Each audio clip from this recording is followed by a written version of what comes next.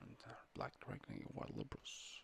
Slavery was destroyed within the United States at staggering costs in blood and treasure, but the struggle was over within a few ghastly years of warfare.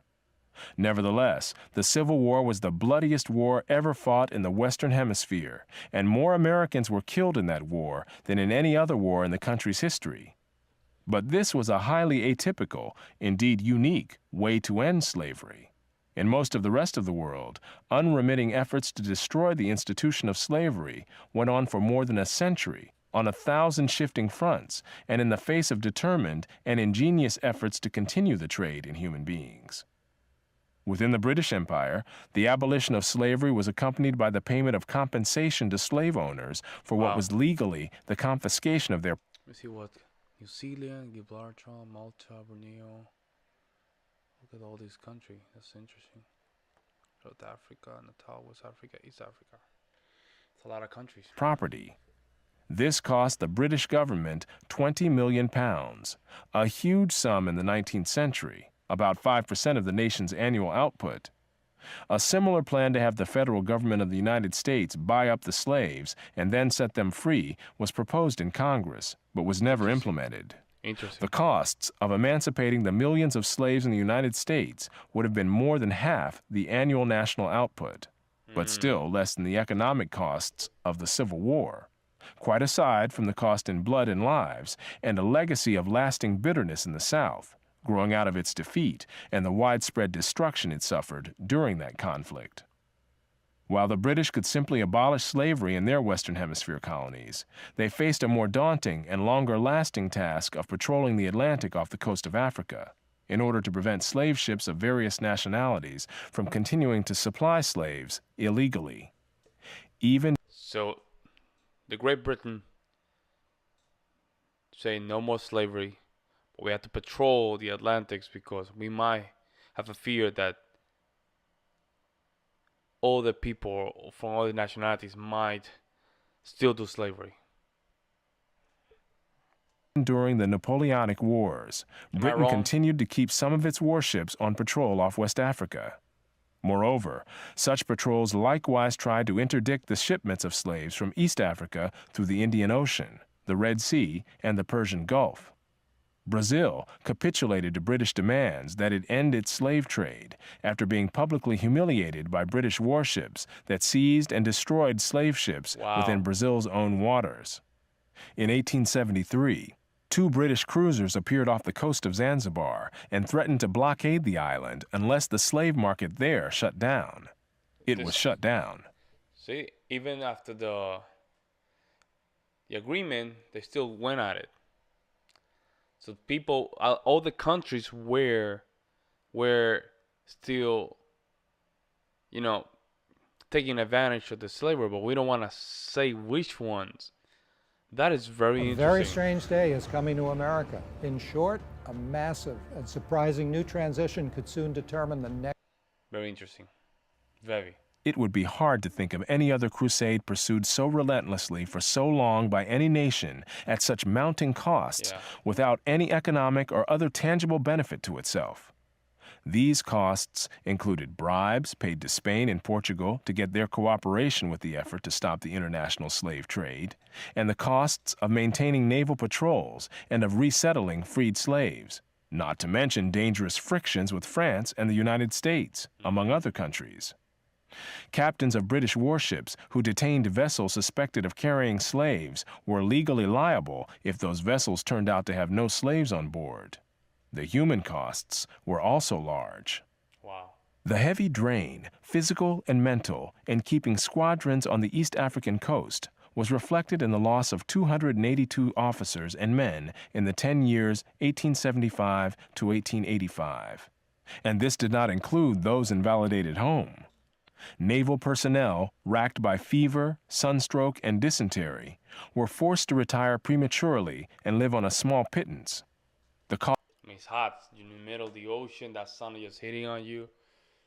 Man, those men back then, they really, really, really, really had big basketballs. I will put it that way. Wow. You imagine for month and month just being in the ocean, just patrolling. cost of upkeep of the squadron over the 20 years prior to 1890 was estimated at 4 million sterling, and this did not take into account the large amount of work imposed on consular and judicial staff at Zanzibar in trying cases and dealing with reports, etc. Even so, the results were slow in coming. More streamlined slave ships were designed in hopes of being able to outrun the ships of the Royal Navy in the Atlantic. Nevertheless, the dogged persistence of the British eventually reduced the shipment of slaves across the Atlantic and across the waters of the Islamic world. Although the French flag was for many years widely used as protection from the boarding of ships on the high seas by the British Navy, even by slave traders who were neither French nor authorized to fly the French flag, eventually France itself turned against slavery, outlawed the institution, and sent some of its own warships to patrol the Atlantic off the coast of Africa to intercept and deter the shipment of slaves to the Western Hemisphere. The American flag was likewise so used, and the United States, like France, eventually turned against the slave trade and sent warships to join the Atlantic patrols to interdict slave shipments. Although by 1860 the Atlantic slave trade had been effectively stopped, the slave trade from East Africa across the Indian Ocean, the Red Sea, and the Persian Gulf took longer to be reduced significantly. Wow, so they were Off still the going east at coast it. of Africa, smaller Arab vessels called dhows hugged the coastlines in waters too shallow for the British warships to enter. One British commodore estimated that he captured one dhow for every 8 that escaped. Nevertheless, during the period from 1866 to 1869, 129 slave vessels were captured and 3,380 slaves were freed.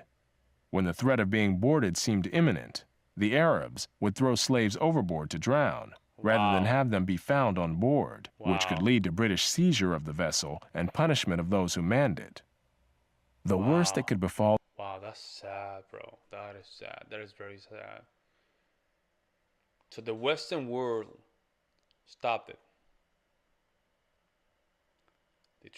They did their best to stop it, and they were all the countries trying not stop the slave trades. And it's interesting that we don't want to mention those countries.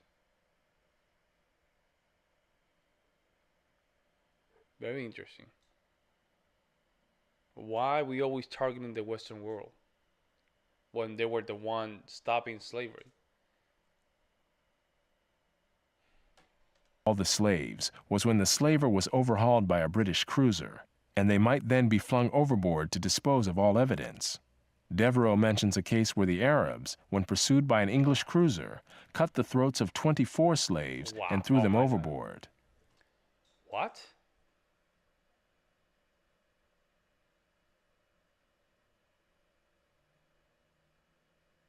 Wow, that is cold-blooded, man. That's hard truth.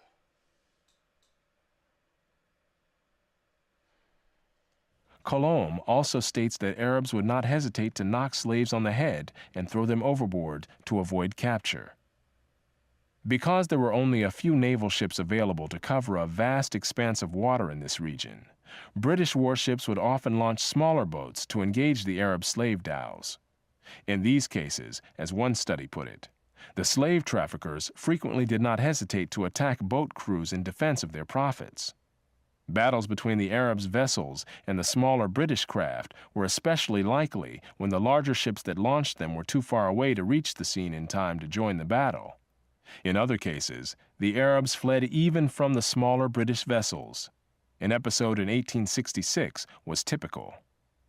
On 26 April 1866, the Penguin set out after a dhow and fired several shots in an effort to make the crew come to.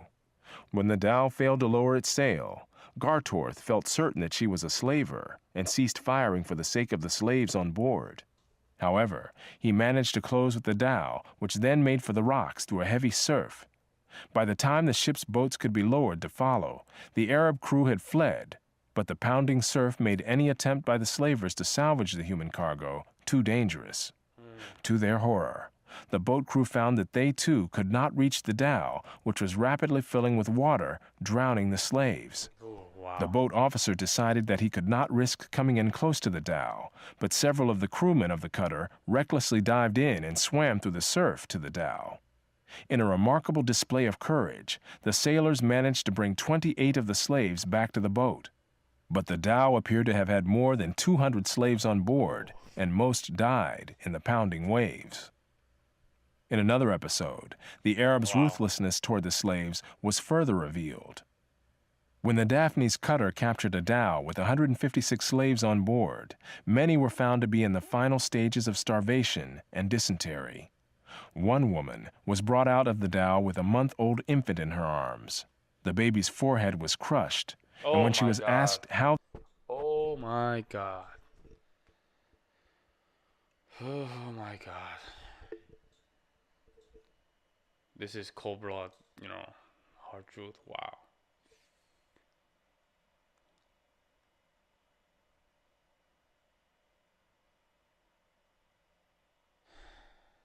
the injury had happened, she explained to the ship's interpreter that as the boat came alongside, the baby began to cry. One of the dowmen, fearing that the sailors would hear the cries, picked up a stone and crushed the child's head. This was not a unique act. My British goodness. missionary and explorer David Livingstone related a similar incident on land. One woman, who was unable to carry both her load and young child, Wow. had the child taken from her Wow. and saw its brains dashed out on a stone. Dr. Livingstone also reported having nightmares for weeks after encountering Arab slave traders and their victims. Not only was this Christian missionary shocked by the brutality of the Arab slave traders, so was Muhammad Ali, the ruler of Egypt, who was a battle-hardened military commander. None of this means that the horrors of the transatlantic slave trade should be ignored, downplayed, or excused, nor have they been.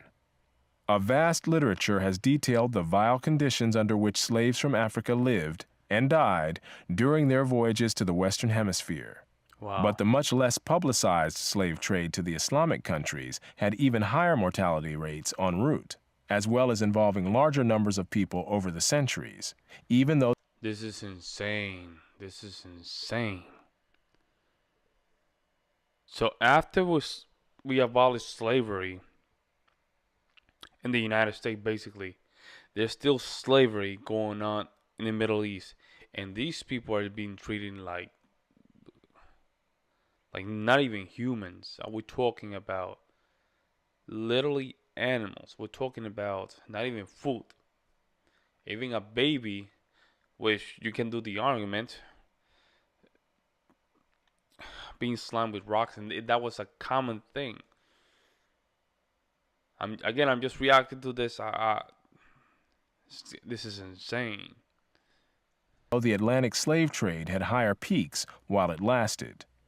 By a variety of accounts, most of the slaves who were marched across the Sahara toward the Mediterranean died on the way.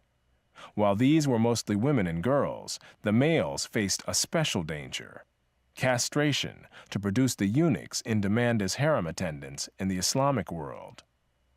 Because castration was forbidden by Islamic law, the operation tended to be performed, usually crudely, in the hinterlands, before the slave caravans reached places within the effective control of the Ottoman Empire. The great majority of those operated on died as a result. But the price of eunuchs was so much higher than the price of other slaves that the practice was still profitable on net balance. The British Governor-General of the Sudan, C.G. Gordon, estimated that between 1875 and 1879, from 80,000 to 100,000 slaves were exported through his region. General Gordon imposed the death penalty on those convicted of castrating slave men to market them as eunuchs. His attempt to stamp out slave trading in the Sudan cost him his own life as an opposing army, raised and led by Muhammad Mahad, defeated his troops at Khartoum in 1885 and killed Gordon, after which the slave trade flourished again. British control in the region was firmly re-established in 1898 by the crushing victory of troops led by Lord Kitchener at Omdurman, and including a young officer named Winston Churchill. On the issue of slavery, it was essentially Western civilization against the world. At That's the time, crazy. Western civilization had the power to prevail against all other civilizations. That is how and why slavery was destroyed as an institution in almost the whole world. But it did not happen all at once or even within a few decades. When the British finally stamped out slavery in Tanganyika in 1922, it was more than half a century after the Emancipation Proclamation in the United States. And vestiges of slavery still survived in parts of Africa into the 21st century. Wow. Wow, wow, wow. So much to just digest. It's crazy. So let's just put this scenario now. Okay, let's say everybody was doing slavery. Good, no problem. Hey, even Thomas Sowell is putting the fact a lot of countries were doing slavery. But what if the Western world would never step in and just stop the slavery? That means that if that was not the case, up until now, that probably was that probably could have been a reality of even a lot of us. That's crazy, man. I don't know what to say. Tell me what you guys think in the comments below. Am I overreacting? Am I having a weird reaction here? Or you think, or you guys think that this is this is something common that you guys reacted when you guys heard this information? Am I alone or not? Let me know in the comments below.